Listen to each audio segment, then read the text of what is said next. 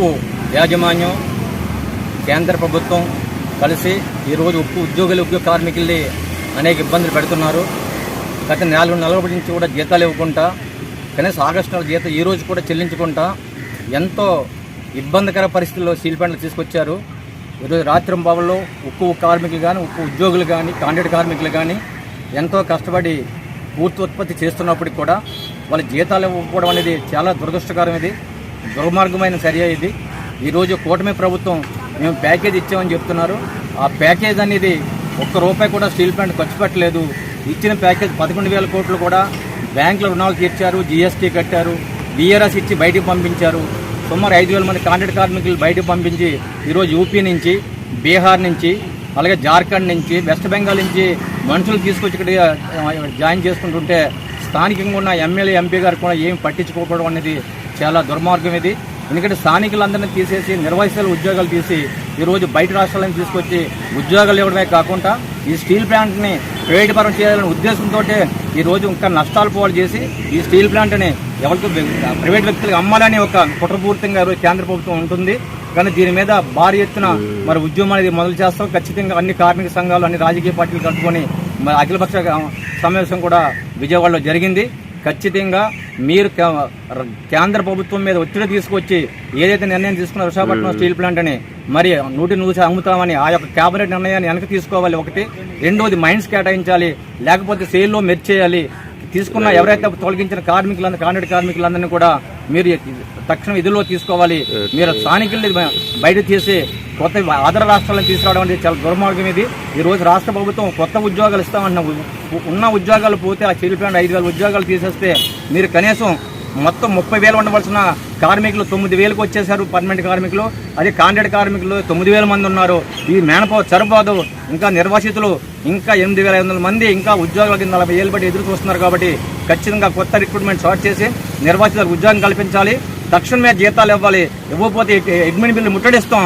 ఎవరైనా బయట రాష్ట్రాలను తీసుకొస్తే ఖచ్చితంగా వాళ్ళు అడ్డుకుంటామని చెప్పి స్టీల్ ప్లాంట్ అడ్మిన్ బిల్డింగ్ ముందు స్టీల్ ప్లాంట్ కార్మికులకు జీతాలు చెల్లించాలని, యూఐని రద్దు చేయాలని, బోనస్ ప్రకటించాలని, అలాగే స్టీల్ ప్లాంట్ ప్రైవేటీకరణ ఆపాలనే ఆలోచనతో మనం ఈ యొక్క కార్యక్రమం నిర్వహించడం అనేది జరిగింది.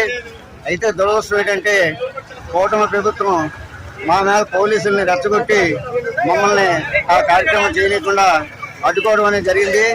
ఇది రాష్ట్రంలో జరుగుతున్నటువంటి దమనకాండకి ఒక నిదర్శనం. ఇటువంటి పరిస్థితులు చేసే గతంలో అనేక ప్రభుత్వాలు కుప్పకూలిపోయినటువంటి చరిత్ర ఉంది. కాబట్టి ఈ రోజైనా సరే ఈ యొక్క రాష్ట్ర ప్రభుత్వం కేంద్ర ప్రభుత్వానికి వంతపాఠం కాకుండా మా యొక్క న్యాయమైన డిమాండ్లు ఏవైతే ఉన్నాయో ఏ వేతన ఒప్పందం అమలు చేయడం, అలాగే వేతనాలు మాకు బకాయి పడ్డ వేతనాలు ఇవ్వడం, అలాగే బోనస్ చెల్లించడం, అలాగే స్టీల్ ప్లాంట్ మా ప్రభుత్వ రంగంలో కొనసాగించడం, ఇవన్నీ చేయాలని చెప్పి మా భవిష్యత్ కార్యాచరణ ఉంటుందని చెప్పి స్టీల్ ప్లాంట్ లో కార్మిక వర్గాన్ని అనేక రకాలుగా కష్ట నష్టాలు పాలు చేస్తుంది యాజమాన్యం అడిగితే మాకన్నీ కూడా కేంద్ర ప్రభుత్వం నుంచి ఆదేశాల మేరకు అవన్నీ చేస్తున్నామని చెప్పి వారు అంటున్నారు. ఏదేమైనా కార్మిక వర్గం అందరూ కూడా కష్టించి పనిచేస్తూ ఒక ముగ్గురు నలుగురు చేయాల్సిన పని ఒక పర్మనెంట్ ఎంప్లాయీ ఈరోజు కష్టపడి ప్రాణాన్ని కూడా లెక్క చేయకుండా ఈ కర్మాగారం తాలూ ప్రగతి కోసం ఉత్పత్తి పెంచుతూ కార్యక్రమాలు చేస్తున్నాడు. అటువంటి పనిచేసి నెలంతా పనిచేసిన తర్వాత నెలాఖరులో జీతాలు ఇవ్వండి చెప్పి అడిగితే ఇంతవరకు కూడా మరి జీతాలు కూడా చెల్లించకుండా అనేకమైన ఆవేదనలకి, ఆక్రందనలకు గురి చేయడం ఏమాత్రం కూడా భావ్యం కూడా కాదు. దీని యాజమాన్యాన్ని ఎప్పటికప్పుడు కార్మిక సంఘాలకు, ఐఎన్టీసీ కానీ ఇతర కార్మిక సంఘాలు ఇప్పుడు ప్రశ్నిస్తూ ఉన్నా వారు ఏమాత్రం చెల్లించకుండా కనీసం 30 రోజులు పనిచేసిన తర్వాత రావాల్సిన జీతం కూడా ఇవ్వకుండా ఉండడం ఏంటంటే ఎప్పుడు వస్తుందో కూడా తెలియని పరిస్థితుల్లో మీరు ఈ విధంగా చేయడం మంచిది కాదు. ఈరోజు అనేక మంది కార్మికులందరూ కూడా వారి ఈఎంఐలు కట్టుకోవాలి, వారి స్కూల్ పిల్లలకి స్కూల్ ఫీజులు కానీ, కాలేజీకి వెళ్ళే కాలేజీ ఫీజులు కానివ్వండి, లేదా తల్లిదండ్రులకు మెడికల్ ఇష్యూస్ కానివ్వండి, లేదా అనేకమైనటువంటి మార్కెట్లో కానీ తినడానికి తిండి కూడా లేని పరిస్థితి ఈరోజు యాజమాన్యం కల్పించడం చాలా. ఇటువంటి పరిస్థితి కూడా మనం చూడలేదు. ఈ కార్యక్రమాలన్నింటి కూడా ఫుల్ స్టాప్ పెట్టాలని చెప్పేటువంటిది కార్మిక సంఘాలు ఎప్పుడు కూడా గొంతెత్తి చాటుతూ ముందుకెళ్తున్నాయి. ఈ నేపథ్యంలో యాజమాన్యం మొన్న బుధవారం నాడు అందరినీ కూడా ప్రధానమైన కార్మిక సంఘాలు ఇక్కడ ఏదైతే ఐఎన్టీసీ, సిఐటి, ఏఐటీసీ అని పిలిచి ఒక సమావేశం ఏర్పాటు చేశారు.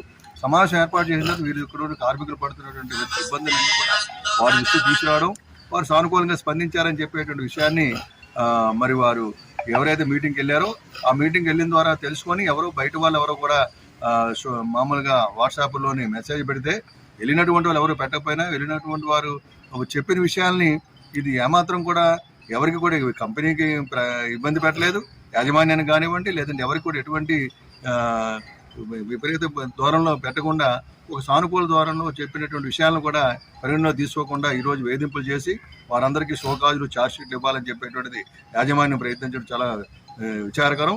దీన్ని తీవ్రంగా ప్రతిఘటిస్తున్నాం. ఎట్టి పరిస్థితులు ఇటువంటి కార్యక్రమాలు చేస్తే మటు పరిణామాలు తీవ్రంగా ఉంటాయని చెప్పేటువంటిది హెచ్చరిస్తున్నాం. యాజమాన్యం మీ అంతా మీరు మీటింగ్ పిలిచి మీటింగ్లో ఉన్నటువంటి విషయాలు తెలియజేస్తే ఆ కార్మిక సంఘాల నాయకులు అందరూ కూడా మీరు ఛార్జ్షీట్లు ఇచ్చేయండి లేదా ఇంకోటి ఇచ్చేయండి కార్మిక సంఘాలు భయపించేస్తే భయపడేటువంటి ఎవరు ఇక్కడ లేరు. తప్పనిసరిగా దాన్ని ఏ పరిణామాలకైనా ఎదుర్కొంటాం.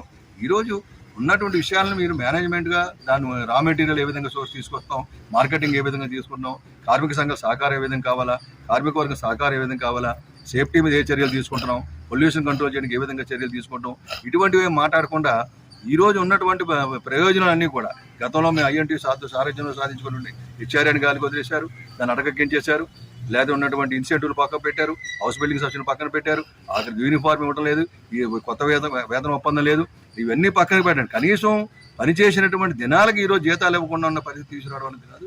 అందువల్ల ఈ నేపథ్యంలో పెద్ద ఎత్తున ఈరోజు ఐఎన్టీసీ కూడా బాలచెరువు గేటు వద్ద పెద్ద ధర్నా చేయడం జరిగింది.